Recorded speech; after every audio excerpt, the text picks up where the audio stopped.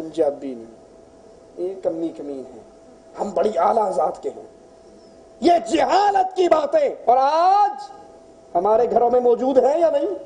ناراض نہ ہونا، اگر ہو بھی جاؤ تو میں نے چندہ تو مانگنا نہیں آپ سے۔ سید کی بیٹی گھر میں بیٹھی بیٹھی 35 سال 40 سال کی بوڑھی ہو جائے گی، اس کا رشتہ کسی جٹ سے سید نے جی سید کا رشتہ غیر سید کیویں ہو سکتا ہے؟ امتی دے گھر ساڈی سیدانی کیویں جا سکتی ہے؟ یہ جہالت کا عقیدہ ہے، اسلام اور مسلمانوں کا اس سے کوئی تعلق نہیں۔ ذات پات برادری ازم طاغوت ہے، بت ہے، اور رسول اللہ صلی اللہ علیہ وسلم نے فرمایا یہ امت میں رہے گی اور ہمارے درمیان اجی کوئی رشتہ لب دیو، بچی جوان ہوگی، لیکن خیال کرنا اسی مغل ہاں تے مغلیں جی کریں گے، باہر نہیں کر سکتے۔ اسلام اس کا انکار کرتا ہے، ان اکرمکم عند اللہ اتقاکم، اللہ کے ہاں شان کس کی ہے؟ سیدوں کی، شاہ جی کی۔ اتقاکم، جو اللہ سے ڈر گیا وہ اگر موچی بھی ہے نائی بھی ہے، اگر اللہ سے ڈرتا ہے، اللہ سے اس کا رشتہ قوی ہے، وہ 1000 سیدوں پر بھاری ہے۔ یہ جہالت کی بات موجود ہے اور موجود رہے گی۔ دوسروں کے نسب پر تانا زنی کرنا جہالت کا عمل ہے، آج ہمارے اندر ہے یا نہیں؟ او جی ہے سید بڑیا پھرتا ہے، میں جاننا ہے میراسی سی پہلے عام بیٹھے بیٹھے جی کتھوں ہن کہندا میں راجپوت ہاں، میں جاننا پچھوں کمار نے راجپوت کمار نے، میں ارے بھائی کمہار ہے تو کمہار آدم کی اولاد نہیں، اگر یہ نائی ہے تو آدم کی اولاد نہیں، اگر یہ جٹ ہے تو آدم کی اولاد نہیں، کوئی بھی ذات ہو، سارے انسانوں کا باپ کون؟ آدم علیہ السلام۔ اور آدم کس سے تھے؟ مٹی سے، اور ہم کس سے ہیں؟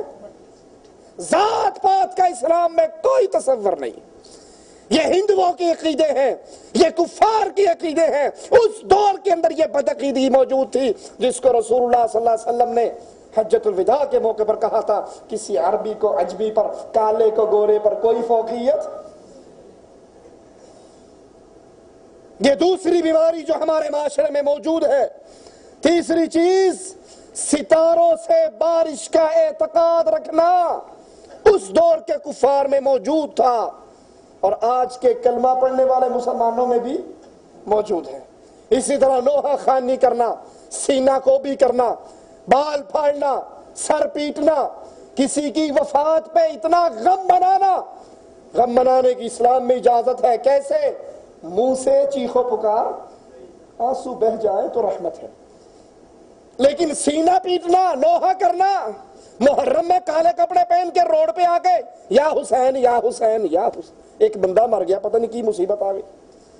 اسلام کو اس عمل کے ذریعے بزدلوں کا دین بنا کر پیش کیا جاتا ہے کہ مسلمانوں کا اگر ایک بندہ مر جائے نا تو یہ ساری عمر قیامت تک پیٹتے رہتے ہیں کہ ہمارا حسین کیوں مر گیا۔ ارے تم حسین کی بات کرتے ہو، حسین کے نانا محمد کریم صلی اللہ علیہ وسلم کہتے ہیں لو وددت ان اقتل فی سبیل اللہ، میرا جی چاہتا ہے کاش میں اللہ کے راستے میں شہید ہو جاؤں، پھر زندہ کیا جاؤں، پھر شہید ہو جاؤں، پھر زندہ کیا جاؤں، پھر شہید ہو جاؤں، پھر زندہ کیا جاؤں، پھر شہید ہو جاؤں۔ یہ تو حسین کے نانا کی خواہش تھی۔ اگر حسین رضی اللہ عنہ وارضہ شہید ہو گئے، تم پیٹ پیٹ کے یہ کہتے ہو ہمارا بندہ کیوں مر گیا؟ اگر وہ شہید ہو گئے، شہادت کے مقام کو پا گئے، تم نہیں سمجھتے وہ جنت کے اعلیٰ ترین مقام پہ پہنچ گئے۔ حسین رضی اللہ عنہ وارضہ، جنت کے نوجوانوں کے سردار حسین، نوحہ خوانی کرنا، ماتم کرنا، سینہ کو بھی کرنا، اور اب تو زنجیروں سے کرتے ہیں، کوئی تلواروں سے کرتا ہے۔ ہم کہتے ہیں بے وقوفو یہ تلواروں سے تم کیوں کرتے ہو؟ اچھا طریقہ تلوار ہمارے ہاتھ میں دو، تم سامنے آؤ، موڑ کے لوڑ ہی نہیں پڑی، ایک ہی باری کام ختم ہو جائے گا۔ رسول اللہ صلی اللہ علیہ وسلم نے فرمایا نوحہ خوانی کرنے والی عورت قیامت کے دن کھڑی ہوگی، اس کو تار کول کا لباس، خارج کا لباس پہنایا جائے گا۔ کوئی مر جائے تو سپیشل رونے والی کو گاؤں میں سے بلایا جاتا ہے، انہوں بلا کے رہو چنگا روندی تو رواندی، وہ آ کے ویڑ باندھی، ہائے وے چھوٹے چھوٹے بچے سن کیوں مر گیا؟ بھائی مر گیا تو اس کا وقت آ گیا، معاملہ ختم۔ یہ نوحہ کرنا جہالت کے دور کی بات ہے جو آج بھی موجود ہے۔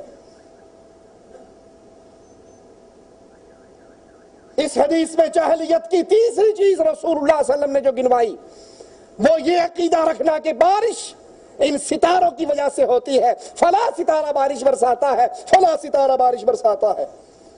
اور یاد رکھیے ستاروں کے بارے میں یہ اعتقاد رکھنا، اگر یہ اعتقاد رکھا جائے کہ بارش برسانے والا ہی ستارہ ہے، ستارے کے حکم سے بارش ہوتی ہے یا علی کے حکم سے بارش ہوتی ہے یا فلاں بابا جی کے حکم سے بارش ہوتی ہے، اگر ان کے حکم پر اعتقاد رکھ لیا جائے، ایسا اعتقاد رکھنے والا کفر کر رہا ہے، ایسا اعتقاد رکھنے والا کافر ہے جو اللہ عز و جل کی نعمت کو غیر اللہ کی طرف منسوب کرتا ہے، کیونکہ کفار مکہ کا بھی یہ عقیدہ نہیں تھا۔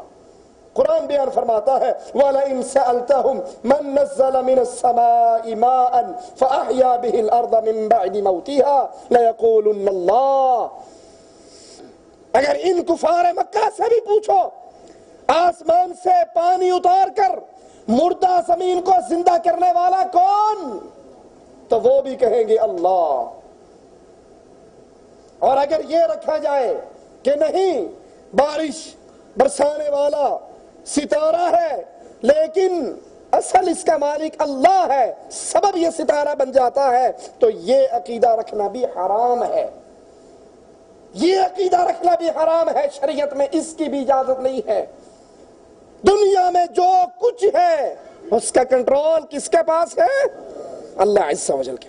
بارش کب برسانی ہے وہ برسانے والا اللہ، اس بارش سے کیا کچھ پیدا ہونا ہے وہ پیدا کرنے والا اللہ عز و جل۔ اب سوچئے جو ستارے کو پکارے اور ستارے سے بارش کا عقیدہ رکھے وہ تو کافر ہے، اور جو مردوں کو پکارے، جو قبروں کو پکارے، جو بے جان لاشوں کو پکارے، جن کے بارے میں قرآن کہتا ہے اموات غیر احیاء وما یشعرون ایان یبعثون، جو مر کر قبر میں دفن ہو گئے، ان کا اگلا سسٹم، اگلا جہان، برزخ کی زندگی شروع ہو گئی، ان کو اب دنیا کی زندگی کا شعور نہ اٹھائے جانے کا پتہ ہے نہ زندگی کا شعور ہے، ان کا تو معاملہ ہی اگلا شروع ہو گیا۔ جو ان کو پکارے، ان سے رزق مانگے، خواجہ نہ دے گا تو پھر کون دے گا، اس طرح کے جملے کہے تو ان کے بدعقیدہ ہونے میں کوئی شک نہیں، کیونکہ دینے والا اللہ، روکنے والا اللہ، بارش برسانے والا اللہ، برسی ہوئی بارش سے انگوری نکالنے والا اللہ، انگوری کے ذریعے رزق کا بندوبست کرنے والا اللہ عز و جل۔ تو توحید کا عقیدہ یہ ہے کہ اپنے رشتے کو اللہ عز و جل سے مضبوط کیا جائے، اللہ سے تعلق جوڑا جائے، اور اس مالک کے علاوہ جن چیزوں سے لوگوں نے اپنا تعلق جوڑ لیا ہے اس کو توڑ دیا جائے۔ آئیے صحیح بخاری کی حدیث کو سنیں اور پھر اپنے عقیدوں کی اصلاح کریں۔ میری ایک بات کو ہمیشہ یاد رکھیے، اللہ کے لیے اللہ کا واسطہ دے کر آپ کو یہ بات کہتا ہوں، اگر بات میں کروں محمد کریم کی صلی اللہ علیہ وسلم، اگر بات میں کروں اللہ عز و جل کے قرآن کی، تو پھر اللہ اور اس کے رسول کی بات پر ایمان لے آئیے۔ اگر ہماری زبان سے آپ جملہ سنو فلاں بابا جی نے کہا، فلاں شیخ جی نے کہا، فلاں پیر جی نے کہا، فلاں ملا جی نے کہا، فلاں امام جی نے کہا، تو اللہ کی قسم یہ بات شیطان کی بات ہے، اس کو دیوار میں دے ماریے۔ اور اگر ہم کہیں لوگوں کائنات میں سب جھوٹے ہو سکتے ہیں، نہ عرش والے کی بات جھوٹی ہے نہ مدینے والے کی بات جھوٹی ہے، تو پھر اس دعوت پر لبیک کہیے، اس کو سینے سے لگائیے، اس کو دل میں اتاریے، کیونکہ نجات وہ پائے گا جو پوجے عرش والے کو، پوجے مدینے والے کو۔ رسول اللہ صلی اللہ علیہ وسلم کی حدیث سنیے، بخاری و مسلم میں ہے، زید بن خالد اور